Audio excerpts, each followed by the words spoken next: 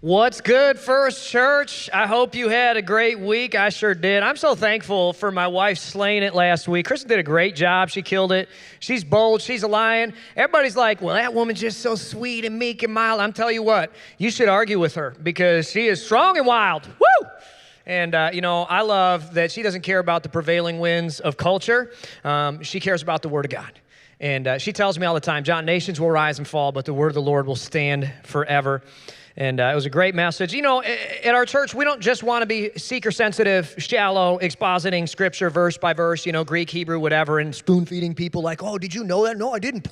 That's so cool. That's interesting. We want to give challenging messages that are deep in disciple-making. And we want to call people to the Great Commission. That's what our church is committed to doing. And, we are in the third week of our 7 habits to become the best version of yourself series.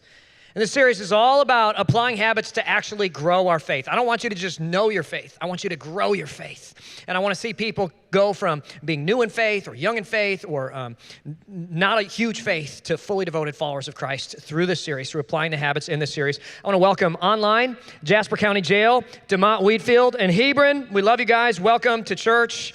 Week 1 of the series, we talked about the habit of visualizing, asking the question, what will happen if we do this, and do I want that in eternity?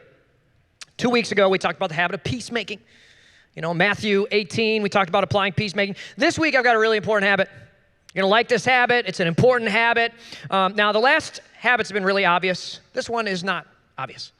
Everybody knows you need to make peace. That's obvious. Everybody knows visualizing and practicing the habit is awesome. When you learn to practice the habit of wisdom, it's like Chick-fil-A sauce. Remember the first time you ate Chick-fil-A sauce? You're like, this is amazing. Why do we have ketchup anymore? Like, this is new technology, rocket age, right? That's easy. This week's habit, a lot of us miss it. Many of us don't even realize it's a habit, but it's going to mean more for you as time goes on. Even if you're not a Christian, super Christian, lapsed Christian, Catholic Christian, or Baptist, even if you're Baptist, you're going to love this habit. And it, for some of you, will be the most important thing you'll learn all year long. And today, I want to talk about the habit of satisfaction. That's right. Satisfaction is more than a state of existence. It's a habit that we can practice and apply. And I want to show you how to do it today. So if you want to be satisfied in marriage, in spirituality, in relationship, you're going to want to lean in to this message. Jesus shows us the best way to practice the habit of satisfaction. But before we get into that, I'd like to ask you a simple question. How many of you have had a different version of this conversation at some point in the last month, where you go up to somebody and say, hey man, how you doing? And they look at you and they say, oh, I'm good. I'm just so busy. I'm just busy. I'm busy. I got this. I got a little of that. I'm busy. My mom is getting old. My dad's getting old. Alzheimer's. My grandma, my grandpa getting old. I'm going to the doctor all the time. I'm just so busy. I got kids' sports. I'm busy. I got my kids, kind of going to be a pro. He's 3, but I got him with an excellent MLB batting coach. We're practicing with this swing. I'm building the house. I'm remodeling. Got to put up the shiplap subway tile. Got land. Got a pole barn. Got the side-by-side. Got the lake house, I'm just so busy. I got to go fishing. It's summer short. I'm busy. I'm spread thin. I'm running all around. I'm just so busy. It's crazy to me how prevalent this is. I was writing this message 2 weeks ago, and everybody I heard, oh, I'm just so busy. It's what I hear over and over and over again all the time. And what's crazy is we're not that busy. I saw this robot on Amazon. It's a steam mop that uses artificial intelligence to map the rooms of your house and then mop your floors automatically. This is like Jetsons level stuff. Rosie the robot is here. We have this. I would keep a hammer around at all times to kill that robot if it tried to kill me. You know what I mean? Like, that's some scary stuff. That's next level. Here it is. And keep in mind, this side of 200 years ago, we were tanning hides for clothes from animals and spinning dresses on a loom using wool we'd harvest from our own sheep to keep our 12 emaciated, almost starved to death children in anything but rags, in our one-room dirt floor sod home, praying that savages don't kill us and eat us, working dawn to dusk to live to the ripe old age of 35, never experiencing a shower or 2 sets of clothes, and maybe eating meat twice a year if we were lucky. That was life this side of 200 years ago. Now, we have Instacart, because we don't have time to shop. We're too big. Grubhub, Amazon, Uber, lawn service, pond service, cleaning service. Anybody know a good cleaning lady? to my wheat field, happenings. I need to clean. We're so busy. We're just so busy. I'm busy. And really what we're saying is I'm busy chasing after enough. But we're not getting there.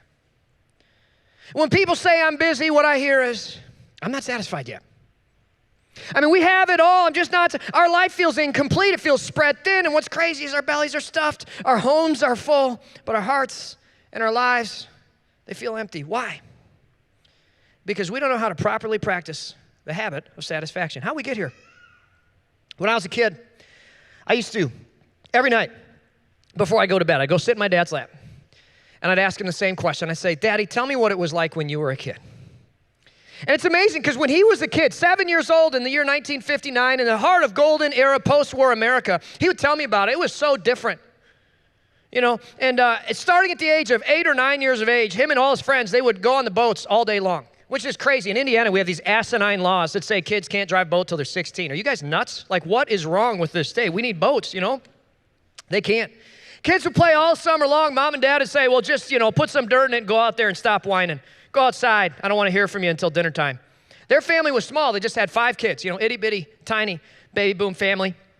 They had 1 car that they shared and just had 2 bench seats. They cram everyone in there. No seat belts, no car seats.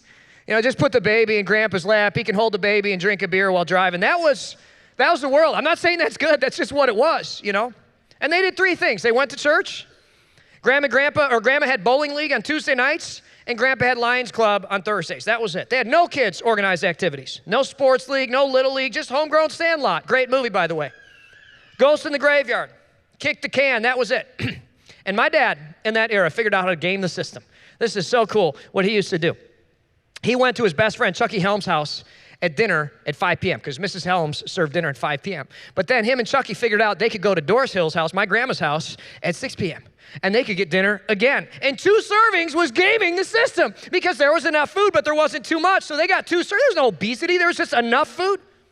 They had 1 small black and white TV. Dad said it only had 3 channels, and the shows were terrible. Nobody really cared. But the TV, get this, only broadcast from 7 to 11 p.m., 7 p.m. to 11 p.m. That's the only time. If you turn it on, other than that, it just showed the test signal. My dad showed me what it was. It was just an Indian in a circle and some lighthouses in the corners. There's no VCR, DVR, DVD. You could only watch TV from 7 to 11 p.m. because there wasn't even enough content to show. There were no reruns. TV was new. There were no restaurants, really. They had a couple of high-end families. You had to wear a suit and tie to go in there. But there was no, Stacks, Radius, Asian infusion, Indian whatever, Chinese, Tex-Mex, Mexicana, Americana, whatever. If you wanted ethnic food, you had to go to the country, and you couldn't because nobody traveled. There were no family restaurants. The idea of bringing a kid to a restaurant was crazy. And the restaurants served the same food that you ate at home, except it was exotic because they might have put some garlic in it. You know what I mean? That's crazy. They might have used some crazy Dutch spice like ketchup. It was nuts. If you were rich, your house might have had 1 more room in it and an extra bathroom. That was it. You shopped at the same grocery store that everybody shopped at. And the grocery store selection, read about it. It was rough. The apples, they had red ones and they had green ones, and they all tasted like flavorless mush.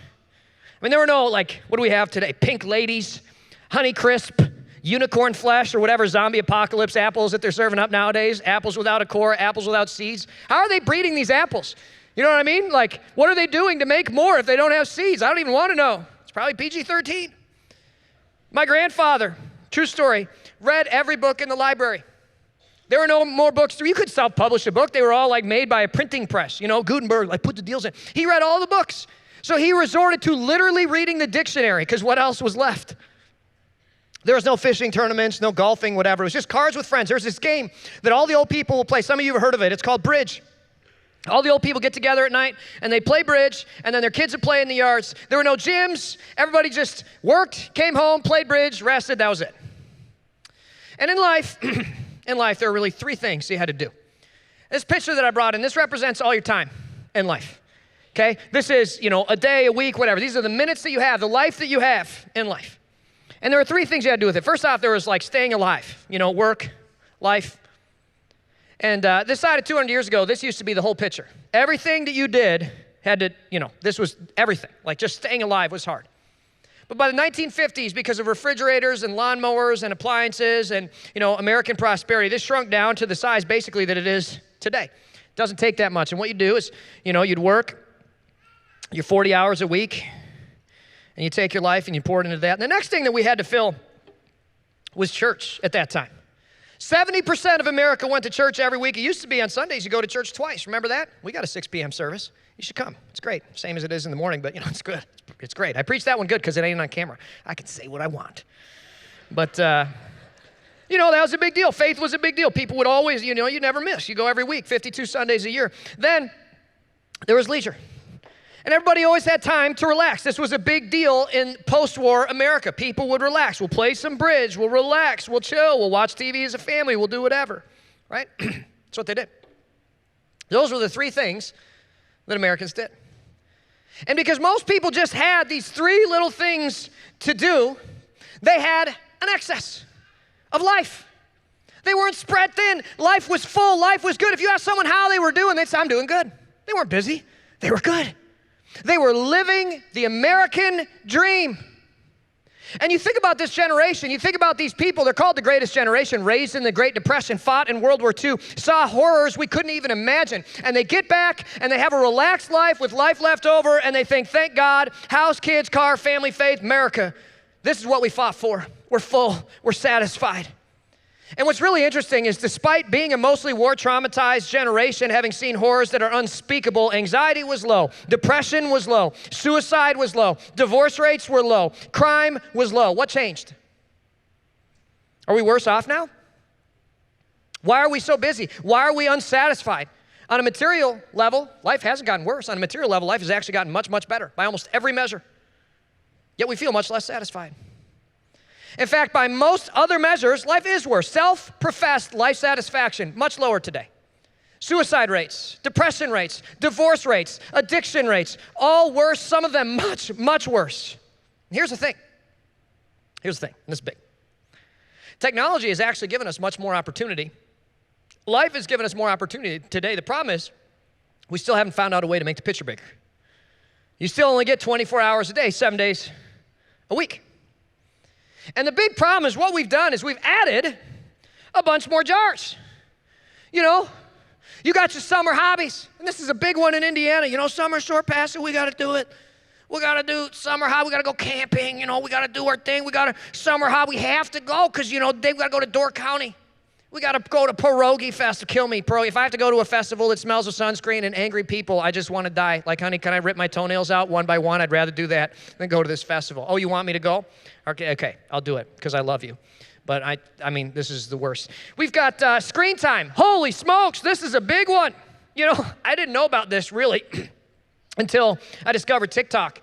And it's like, wow, do you see what that cat did when they put the cucumber behind it? Wow, it just jumped up in the air and then it ran away. I got to see more of those cucumbers. Wow, did you see that? Oh, no. Wow, what's going to happen? They're playing, that's so bad, right? I mean, the screen time just sucks in your life like a black hole. This one's a big one, comparison. Do you remember when young ladies, before they became old, used to move into a house? They'd put up their wallpaper and they'd send it for the next 60 years. I mean, you show up in there and whoosh, it was a time capsule, plastic on the seats. Nothing has changed for 60 years. And that was everybody. Everybody did that. You get your house one time, you do it, you move in, you never touch it again. It's perfect. Now today, we're remodeling all the time, And I love Chip and Joanna Gaines. They're cute, but they ruined America. I mean, you think about this, it's like everybody's got to do shiplap a few years ago. Remember, anybody have some pallets? I'm going to have my husband, anybody have a pallet deconstructing deal crowbar thing that, all the guys would get? And you take those, you put them on your wall. Now, you got to take them down, sand them down, and paint them white, and put them back up again. Because that's the thing, white pallets, what in the world? I thought we just put these other ones up. Well, now, you got to take those down and build little panels, right? You got to put the panels up. You want the square things on the wall. Why? Who knows? Because I want to ruin my husband's life, that's why. Honey, they're doing it, and we have to do it because they're doing it. You guys, this is DeMont, Wheatfield, Hebron. You know what I mean? We don't live in L.A. Like, we don't. Our lives are better than that. Can we repaint? Some of you guys repaint so much, it's like you're losing square footage in your house. Because the paint is so thick. We got to change the color again because look, they did it. And it used to be gray and white. Gray and white was fine. Well, now it's greens. We got to do the greens because they're coming back. Stop. Kill me, please. How much longer, honey? I can't. Let me just go fishing. And then, this is the worst of all of them, is kids' activities. You don't understand, John. This is an investment in my future. My son's going to be an NHL player. It's like, no, I'm pretty sure he's not. Look at you. You know what I mean? Like, he's not. I'm pretty sure. It's crazy. And here's the problem. Is there's 24 hours in a day, 7 days a week. And we try to do all these things. And what we do is we take the excess that we had, and there was excess. Life is better. And we start pouring it into this, and we start pouring a little bit into that, and all of a sudden we're all out. We say, oh man, well, I'll take a little bit of rest. I was just resting after all. That's not that important, and I'll pour it into some of this, and I got to go to that. I got to make sure my kid gets to T-ball because he's 5 after all. Well, I used to love God, but I need a little bit of relaxing because I got to get the yard done and a little bit of this and, some of the most important things. All of a sudden, we're taking out a home equity loan and falling behind in our mortgage so that we can get our kid the latest TPX, whatever, carbon-infused super bat, whatever, and it's like, whoa, whoa, whoa, whoa. And if you got 3 kids, each of them involved in a couple different activities, you're doing 21 different logistical dances a week, getting each kid to whatever thing they need to go to, and you're begging your sister-in-law who doesn't have kids, and your parents, and your neighbor, like, can you just help me get my kid to this place and whatever? And all of a sudden, it's 11 o'clock at night, and you're mowing your lawn with a headlamp on. You ever done that? And you're just like, how did I get here? It's raining. It's 11 o'clock. Your neighbors are like, who's mowing their lawn at 11? And you're like, I want to die. I want to die. It's America. You know what I mean? And finally, you stagger into a vacation. You know what I mean? It's like you're stroking out here. You're dragging your foot. And you get to vacation, and you're not happy. You're not enjoying it because what are you thinking about? You're thinking about all the other stuff you have to do. And I see you in the lobby. You get to church twice a month. And I see you and your mother-in-law sees you. And you know what we're thinking, right? Like, where have you been? And I ask you, how are you doing? Your mother-in-law says, how are you doing? And you screech out, I'm busy. All right, I'm busy. And what I really hear you saying is I'm empty. I'm empty. I poured my life out into everything, and I tried as hard as I could, and there is never enough. I'm empty. I'm frustrated. Because here's my big point, and I want you to get this. I want you to write down, this really matters. If you try to be fulfilled in everything, you won't be full in anything. I wonder if there's some people here who are doing that. I mean, you're running 100 miles an hour, and you're at a place in your life where you are on fumes. You're on fumes. You are on E, your gas light's on, everywhere. If you try to be fulfilled in everything, you won't be full in anything, and this is your life. Not full anywhere. And here's the big thing. When you're not full anywhere, you're anxious everywhere. This, to me, is a really nice picture of busy anxiety. It's what it looks like. It's what it feels like, isn't it? And you wake up and you're so stressed out, and the problem is we added all these options for leisure time, but we didn't add hours to the day or days to the week. I think we used to think saying I'm busy is a badge of honor. I'm busy. I'm important. I have 247 Instagram followers. I'm kind of a big deal. People need to know what I'm eating today. People need to know about my smoky eye and how I did it. Hold on, let me take a picture. Do that. I hate that. Most of you have never heard me say I'm busy. I don't say that. People will insert that word in my mouth. They'll say, Pastor, I know you're a busy man. I don't say that. I don't say I'm busy. What you hear me saying is I'm living my dream. I am living the dream. I'm living my dream, variations of that. You know why? Because I'm in charge of my life. God gave the time for me to allocate. It's my life. And when I say I'm busy, what I hear myself saying is I am managing my time poorly. I'm allocating my life to things I don't actually care about. I've overcommitted myself. I am unsatisfied, and I'm inflicting myself with anxiety. Guys, I'm in control of my choices. This is a free country. And thank God for it, for the men who died. The problem with the free country is we're in charge of allocating our time now. And I want to be clear. To me, in 2022, busy is not a badge of honor. Busy doesn't mean you're important. Busy means you've overcommitted yourself and don't allocate your time well. You know what I really am impressed with today? You know what is a badge of honor? When I meet somebody, I say, hey, how are you doing? I say, I'm doing good. Isn't that impressive? I mean, you meet somebody who manages their life so well. You meet them, how are you doing? I'm good. And you meet that person, they're radiant, they're full of life. You could tell they've finished their days and they got an excess. They're doing good. Like, that feels good, doesn't it? That's impressive. There's no reason why as rich Americans, and all of us are rich Americans compared to a global level, there's no reason why rich Americans should be unsatisfied. The problem is many of us are gluttons. We want it all, we want it now. And here's the truth. If you try to be fulfilled in everything, you won't be fulfilled in anything. Jesus was so good at practicing the habit of satisfaction. He was so good at it. Unlike most people in Jesus' day, Jesus had options. Most people in his day just had to subsist. They worked to subsist and survive. Jesus did what everybody dreamed of. He traveled. He saw the world. He led. He influenced. He was like most modern Americans. He had it going on. And when you have options, here's a big deal. When you have options, which all Americans do, everybody's going to advocate for you to pour your life into their thing. Hey, fill my thing. Volunteer for my committee. Pour your life into this thing. Give me some of that. Give me some of your life. I want some of it. Invest with me. Jesus constantly had people advocating that he would do this, competing for his time in life. He was super successful, radically famous. And this is like one of the big plots of Jesus' life when you read the Bible. Constantly. Matthew 22, you'll see this. The Pharisee and Sadducee political parties, which were respectively similar to Republicans and Democrats, were arguing about Jesus endorsing their party. Jesus endorsed, campaign, stump for us. Everyone wanted a piece of his life. And this is the big tension. Jesus, he did these big speeches. They would be like concerts today. And I'm talking huge. I'm talking Woodstock level. I mean, in their day and age, Jesus would gather 40, 50,000 people in one spot. United Center would be too small. He needs Soldier Field, packed out, filled out, touring around the countryside, causing infrastructure issues, traffic delays. I mean, crazy. All the donkeys were lining up. It's just stop and go.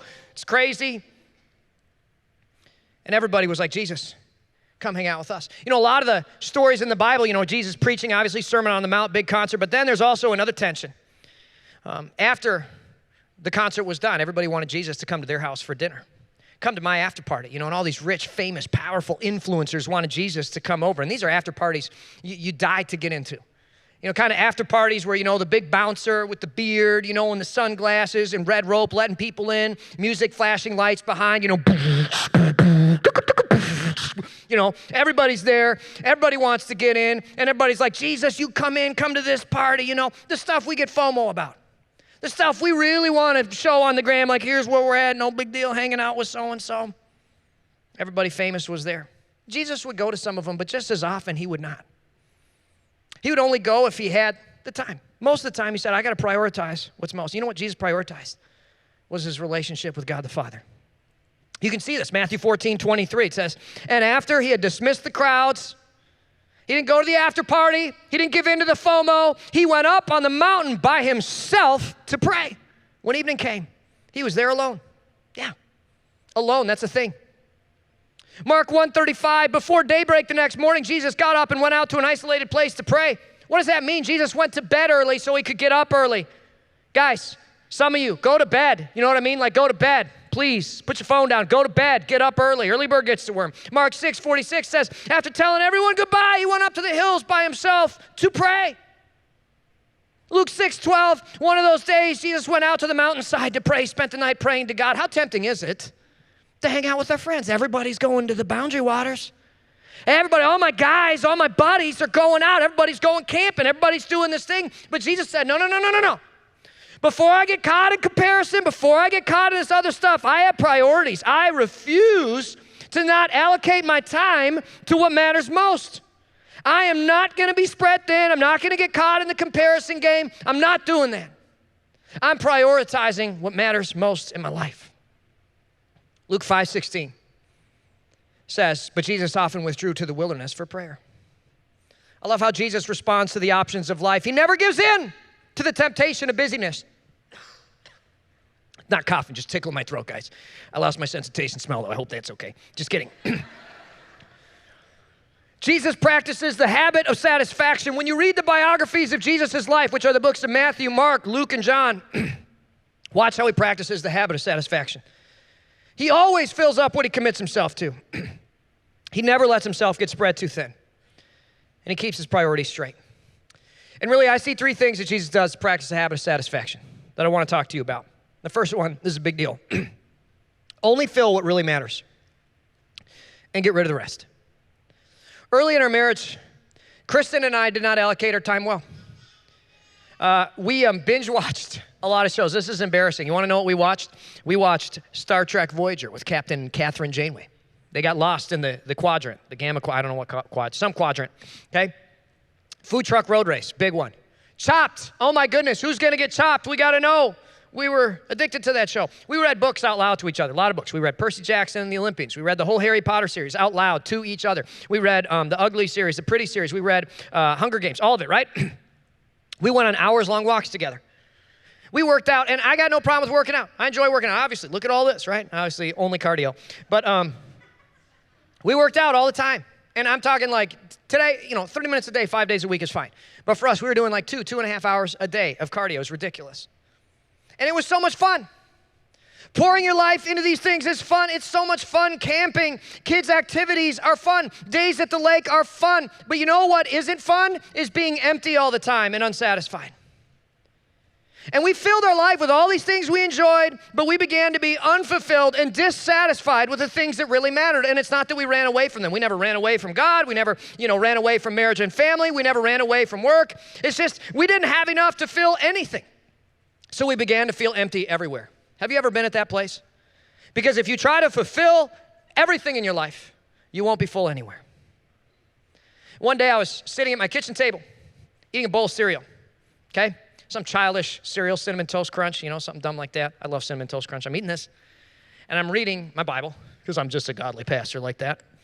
And I read Luke 5:16. It says, Jesus often withdrew to the wilderness for prayer. And I just realized I never had time for something like that. And when was the last time I spent some time really praying? And I realized if I want to leave the legacy of faith that I really want, we need to say no to less important things. Jesus said no to some pretty cool stuff. Think about this. He could have been the emperor of Rome, the king of Israel. It was within his purview to do that. He had so much influence and power. People were legitimately concerned about these things. But who do you remember? The emperors of Rome or Jesus of Nazareth? He had a higher calling on his life. So he said no to the cool things so he could say yes to the things that really mattered.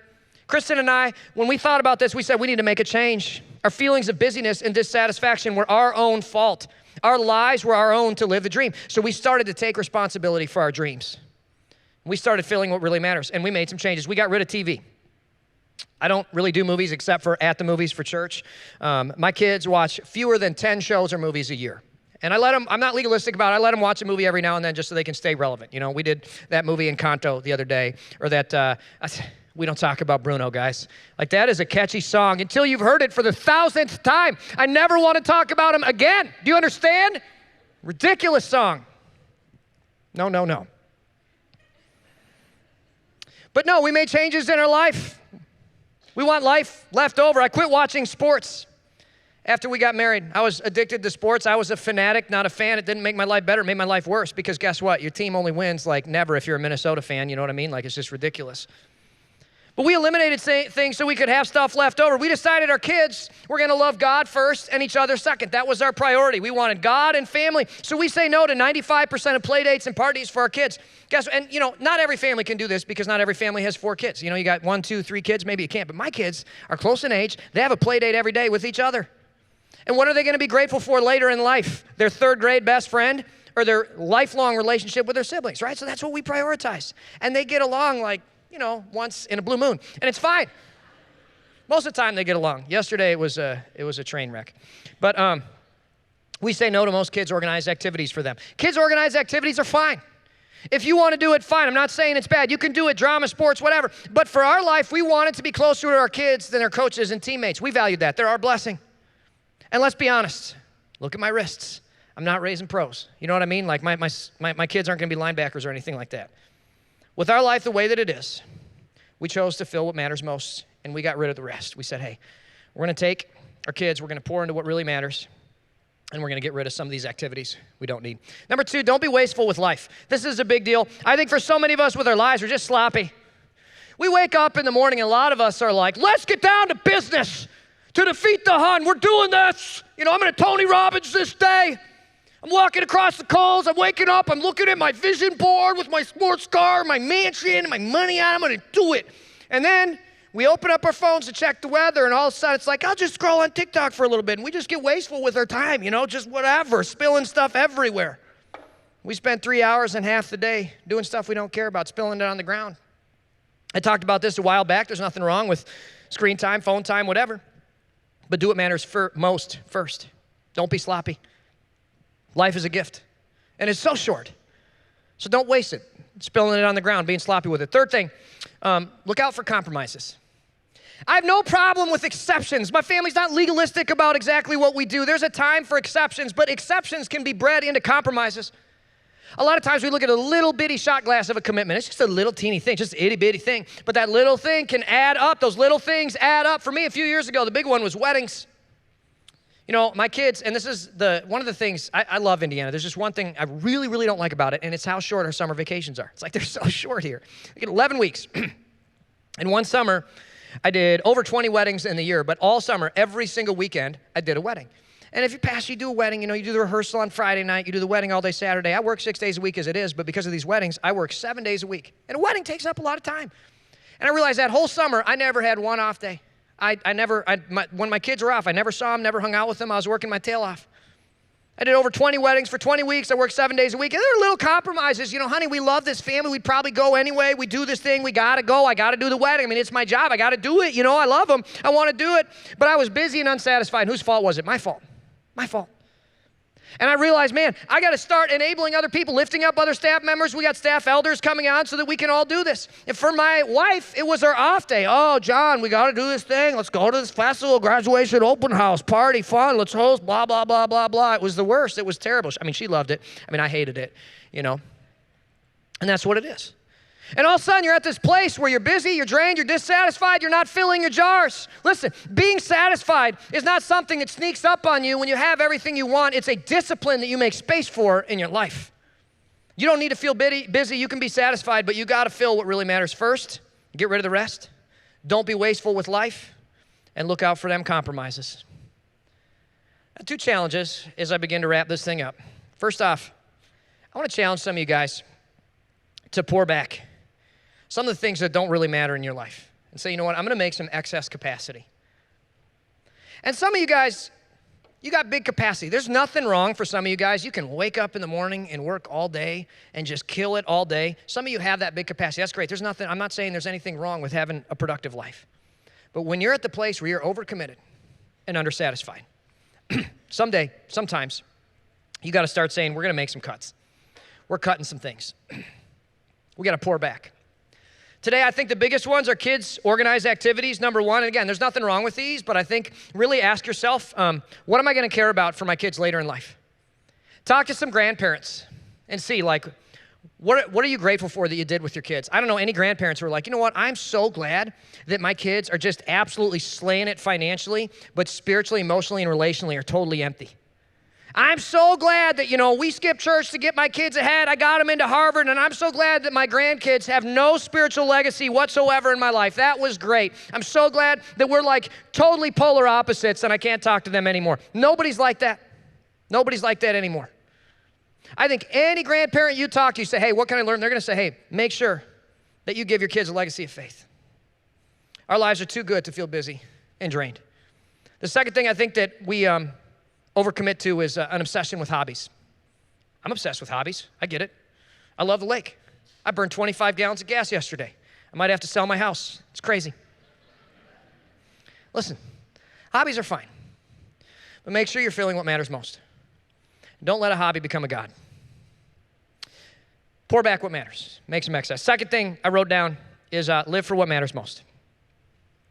And this is the big one for me. Guys, something doesn't come from nothing.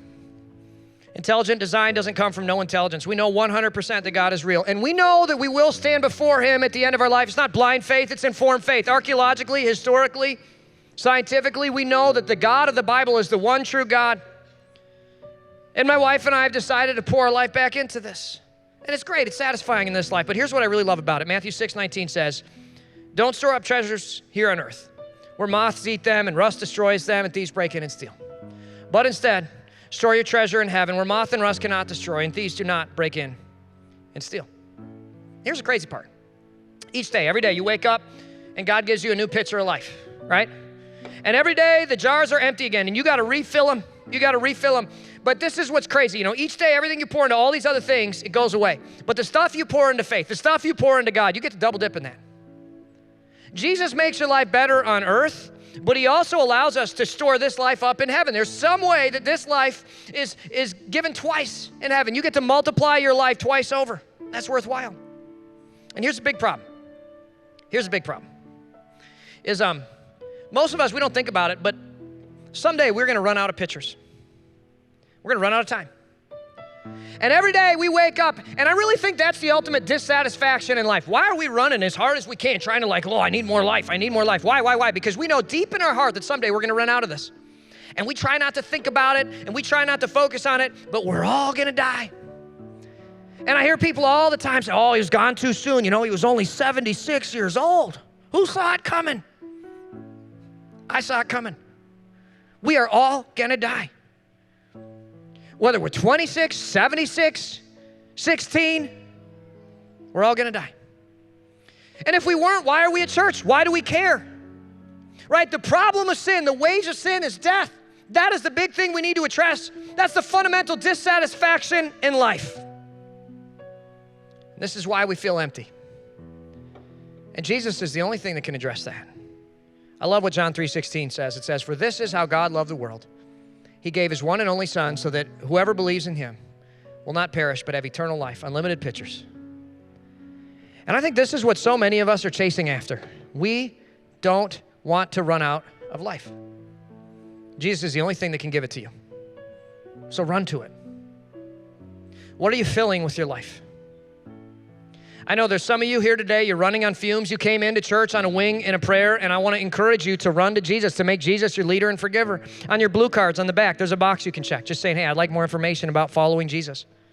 Check that box. Some of you need to come back to Jesus. This is a tune-up. It's a reminder. Your faith glass is empty. And you've been trying to fill everything else, and you're busy, and you're empty, and you're running on fumes, and you're dissatisfied. Come back to Jesus. Check that box. Put it in the usher bucket on the way out. We'll give you a call. We'll pray with you. We'll talk about what it means to reorient your life to the things that satisfy. For the rest of us, I want to challenge you to practice the habit of satisfaction. Are you satisfied with your life? Are you allocating your life well? Life is too short to waste on things that don't bring satisfaction. So practice the habit. As we close, I'd like to ask you to stand to your feet at all of our locations. And let's close in a word of prayer. God in heaven, I thank you so much for the evidence that you give that you are who you say you are, Lord. You don't ask for blind faith. You give us informed faith. I ask that you give us the courageous boldness to face the truth that you are who you say you are and to live a life accordingly.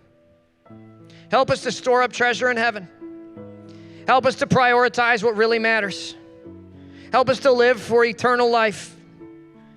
God, I ask that families for generations would start building a legacy of faith, would start allocating their time to what matters most and live a life that honors you. Thank you, Lord, for giving us a purpose that's bigger than this life and giving us a hope and a future. Help us to live for it. In Jesus' name we pray. Amen. Let's sing this last great song together.